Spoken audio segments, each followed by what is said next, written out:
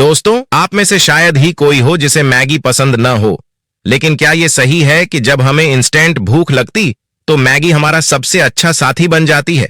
सिर्फ 2 मिनट में तैयार होने वाली ये मैगी बच्चों से लेकर बड़ों तक सबकी फेवरेट क्यों है, इसका अंदाजा तो हमें है। लेकिन क्या आपने कभी सोचा है कि 2 पल के लिए आनंद देने वाली चीजें आपके शरीर को कितना नुकसान पहुंचाती हैं, और मैगी बनाने में किस जानवर की चर्बी का इस्तेमाल किया जाता है? दोस्तों, क्या आपको पता है कि फैक्ट्री में मैगी कैसे बनाई जाती है? कैसे गेहूं के छोटे छोटे दाने, मसालों का जादू और अत्याधुनिक तकनीक का कमाल सब मिलकर इस स्वादिष्ट नूडल को आपकी प्लेट तक पहुंचाता है। दोस्तों, वीडियो के दूसरे भाग में आप जानेंगे कि आखिर फैक्ट्री में जीन्स कैसे बनाई जाती है, कैसे एक साधारण कपड़े के टुकड़े को जीन्स में बदल दिया जाता है, वो भी एक बेहतरीन और ट्रेंडी आउटफिट में। ये सिर्फ सिलाई और ढाई का खेल नहीं है, बल्कि इसमें छुपा है विज्ञान, तकनीक और कला का अद्भुत संगम।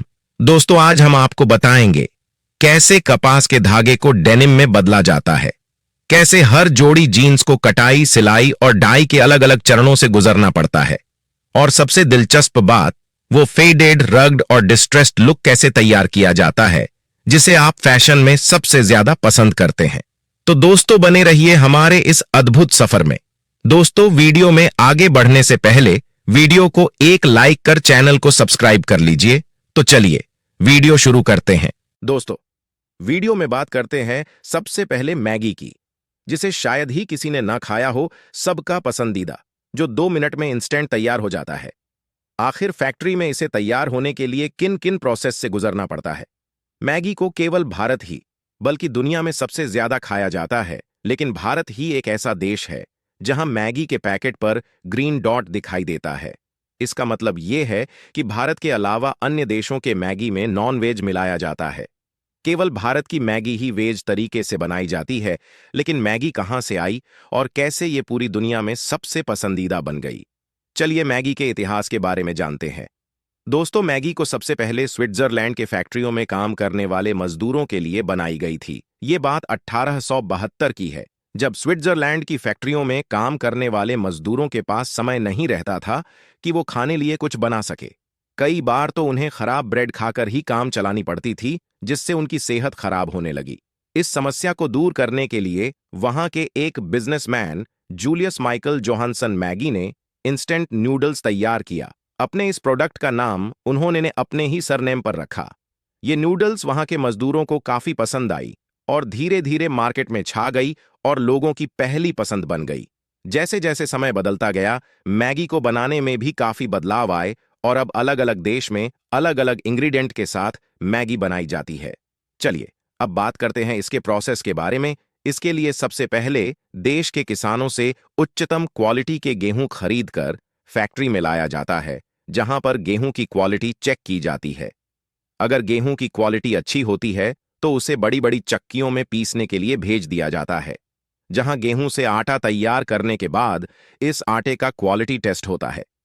आटे और इसका हाफ पार्ट मैदा मिलाकर मशीनों की मदद से इसे अच्छी तरह मिलाया जाता है, ताकि दोनों अच्छे से मिलकर डोह के रूप में तैयार हो जाएं। इस सारे प्रोसेस को पूरा करने के लिए साफ सुथरी मशीनों का इस्तेमाल होता है। मैगी बनाने के लिए फुली ऑटोमेटेड मशीनों का इस्तेमाल किया जाता है, जिन्हें वर्कर ऑपरेट करते हैं। एक बार आटा गूंथ जाने के बाद इसे बड़ी बड़ी मशीनों में डालकर सपाट पट्टियों में काट लिया जाता है। यह मशीन एक दूसरे मशीन से जुड़ी होती हो। फिर नूडल्स की शेप वाली पट्टियां इसके बाद दूसरी मशीन में एंटर करती है, जो पट्टियों को जिगजैग शेप में काटने का काम करती हैं। इस शेप में कटने के बाद ये पट्टियां मैगी का रूप ले लेती हैं। अब बारी आती है इसे सुखाने की, जिसके लिए ये ड्रायर मशीन में जाती है और यहां इसे सुखाया जाता है। इसके बाद इसे पैकेजिंग के लिए भेज दिया जाता है, जहां पर मशीनों के द्वारा ही इसे पैक भी कर दिया जाता है। दोस्तों, अब तक तो आप जान चुके होंगे कि मैगी कैसे बनाई जाती है, लेकिन मैगी अपने मैजिक मसालों के लिए जानी जाती है। तो दोस्तों, अब चलिए जानते हैं कि इन टेस्टी मसालों को कैसे बनाया जाता है। इसे तैयार करने के लिए कई सीक्रेट मसालों का इस्तेमाल होता है। इसके लिए आंध्र प्रदेश से सूखी लाल मिर्च, राजस्थान से सूखा धनिया और नेपाल से चटक हल्दी को मंगाया जाता है। इनके अलावा कंपनी कई और सीक्रेट मसालों का इस्तेमाल करती है जो दुनिया को नहीं बताती, ताकि उनके इस सीक्रेट को कोई कॉपी न कर ले।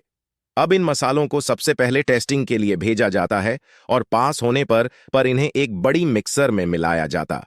उसके बाद हीटिंग प्रोसेस में इन्हें हीट और 2 घंटे तक रोस्ट करने के बाद इनकी क्वालिटी की टेस्टिंग होती है और सभी तरह की टेस्टिंग पास होने के बाद इन्हें पैकिंग के लिए भेज दिया जाता है, जहां से पैक होकर ये मार्केट में बिकने के लिए भेज दिया जाता है। दोस्तों, क्या आपको पता है 2015 में मैगी एक बड़े विवाद में फंस गई।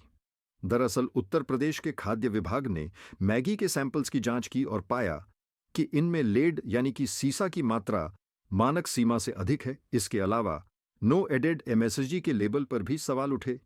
जांच में कहा गया कि मैगी में लेड की मात्रा 17.2 ppm थी, जो तय सीमा से काफी अधिक है। मैगी के पैकेट पर नो एडेड एमएसजी लिखा होता था, लेकिन जांच में इसमें एमएसजी के अंश पाए गए।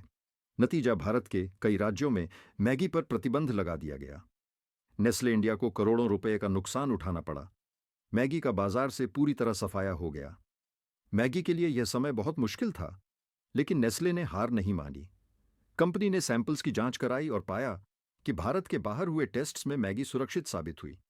इसके बाद नेस्ले ने अपनी उत्पादन प्रक्रिया को और पारदर्शी बनाया। 100 से ज्यादा जांच रिपोर्ट्स को जनता के साथ साझा किया। सरकार और उपभोक्ताओं का विश्वास दोबारा जीता। आज मैगी पूरी तरह से सुरक्षित है और सख्त गुणवत्ता मानकों के तहत तैयार की जाती है। नेस्ले ने अपनी फैक्ट्री में कई सुधार किए हैं, जैसे उच्चतम गुणवत्ता की सामग्री का उपयोग, हर बैच का सख्त परीक्षण। तो दोस्तों, ये थी मैगी की कहानी। आइए अब जानते हैं फैक्ट्री में जीन्स कैसे बनाई जाती है। दोस्तों, जीन्स बनाने के लिए सबसे पहले खेतों से कपास को निकाला जाता है। इसके लिए अलग अलग तरह की मशीनों का इस्तेमाल किया जाता है। पौधे से कपास को निकालकर उसके बड़े बड़े बंडलों को फैक्ट्री में ले जाया जाता है, जहां उसमें से बीजों को रिमूव कर दिया जाता है।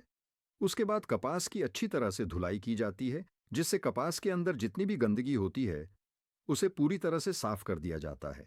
इसके बाद बचती है रुई। इसके बाद इस रुई को कई प्रोसेस से गुजरा जाता है। जब सभी प्रोसेस कंप्लीट हो जाते हैं तो इसके बाद इसे कपास के धागों में बदल दिया जाता है। धागों को खास तरीके से बुना जाता है। कपड़ा मजबूत और टिकाऊ बनता है। डेनिम कपड़ा कहते हैं। फिर इसे डाई किया जाता है। जीन्स का नीला रंग पाने के लिए इंडिगो डाई का इस्तेमाल किया जाता है। डेनिम तैयार हो जाता है तो इसे बड़े बड़े रोल्स में फैक्ट्री में भेजा जाता है। यहां शुरू होता है जीन्स को आकार देने का काम। डेनिम को खास मशीनों की मदद से अलग अलग पैटर्न में काटा जाता है। हर जीन्स के हिस्से, कमरबंद, जेब और टांगों के हिस्से को अलग अलग कट किया जाता है।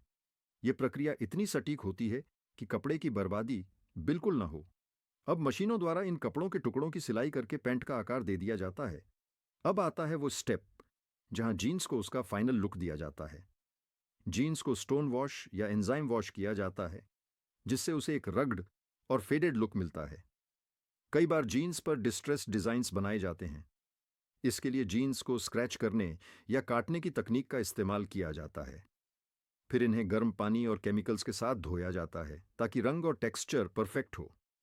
अब जीन्स लगभग तैयार हो चुकी होती है, लेकिन फैक्ट्री में इसे ग्राहक तक भेजने से पहले हर जीन्स का क्वालिटी चेक होता है। हर जीन्स को चेक किया जाता है कि उसकी सिलाई मजबूत है या नहीं। यह भी देखा जाता है कि जीन्स का फिटिंग और डिजाइन सही है या नहीं। किसी भी तरह की खराबी को ठीक किया जाता है। अंत में जीन्स को फोल्ड करके पैकिंग की जाती है। हर पैकेट में जीन्स के साइज और ब्रांड की जानकारी लिखी होती है। फिर इन्हें बाजार में भेज दिया जाता है, जहां से यह आपकी अलमारी में पहुंचती है। अगर आपको यह वीडियो पसंद आया हो तो इसे लाइक और शेयर जरूर करें। और हाँ, इस चैनल को सब्सक्राइब करना ना भूले। मिलते हैं किसी और वीडियो में नए टॉपिक के साथ। तब तक के लिए